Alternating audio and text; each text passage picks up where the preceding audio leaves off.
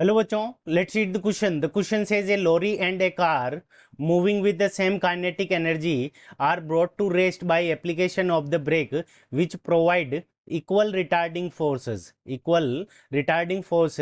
Which one of them will come to rest in a shorter distance? ठीक है बच्चों. सो इस क्वेश्चन के अंदर हमें कहा गया है कि एक लॉरी है और एक कार है, दोनों की काइनेटिक एनर्जी सेम गिवन है और उनके ऊपर इक्वल फोर्स लगाकर उनको क्या कर दिया जाता है, रोक दिया जाता है ब्रेक लगाकर. कौन सबसे पहले रुकेगी ये हमें बताना है. ठीक है बच्चों. इस क्वेश्चन को करने के लिए हम क्या करेंगे, की कंसेप्ट अप्लाई करेंगे. की कंसेप्ट. अब की कंसेप्ट के अंदर जो वर्क डन होगा, ठीक है बच्चों, work done by retarding force वो क्या होगा, एफ मल्टी एस के इक्वल होगा, एफ मल्टीप्लाइड बाई एस के इक्वल होगा. और इस वर्क डन की जो वैल्यू होगी बाय वर्क एनर्जी थ्योरम से वो किसके इक्वल होगी, work done is equals to change in kinetic energy, यानी जो दोनों ही ऑब्जेक्ट हैं उसके काइनेटिक एनर्जी के अंदर चेंज के इक्वल होगी. तो change in K E kinetic energy. So work done is equals to change in kinetic energy. तो सबसे पहले अगर हम यहाँ पे केस फर्स्ट ले लें, अगर यहाँ पे इस केस में अगर लोरी को देखें, ठीक है बच्चों, तो यहाँ पे आ जाएगी हमारी लोरी.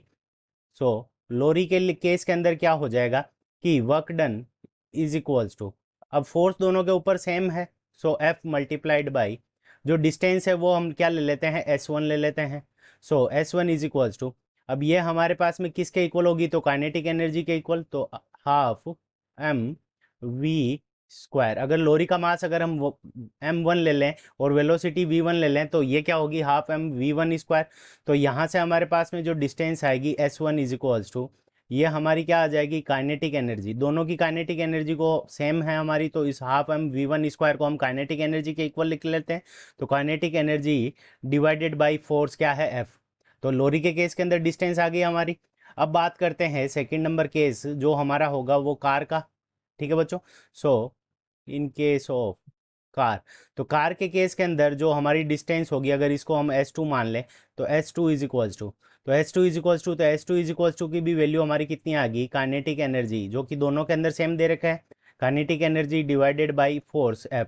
अब काइनेटिक एनर्जी की वैल्यू दोनों के अंदर सेम है और फोर्स की वैल्यू दोनों के अंदर सेम है, तो यहाँ से हमारे पास में क्या आ जाएगा, S1 is equals to S2. ठीक है. यहाँ से हमारे पास में क्या आ गया कि S1 और S2 की जो वैल्यू है वो क्या है, सेम है. यानी अगर दोनों की वैल्यू S1 और S2 दोनों सेम है तो इस कंडीशन के अंदर ये दोनों ही क्या करेगी, सेम डिस्टेंस पे रुकेगी. यहाँ पे हमारा जो आंसर आ जाएगा सेम डिस्टेंस, यानी ब्रेक लगाने पर दोनों के जो डिस्टेंस ट्रेवल करेगी वो दोनों ही केस के अंदर क्या होगा, सेम होगा. कोई भी पहले नहीं रुकेगी, कोई भी बाद में नहीं रुकेगी, सेम डिस्टेंस के ऊपर दोनों की दोनों रुक जाएगी. S1 is equals to S2, ये हमारा क्या है, करेक्ट आंसर है. I hope you understood it well. Best of luck. Thank you.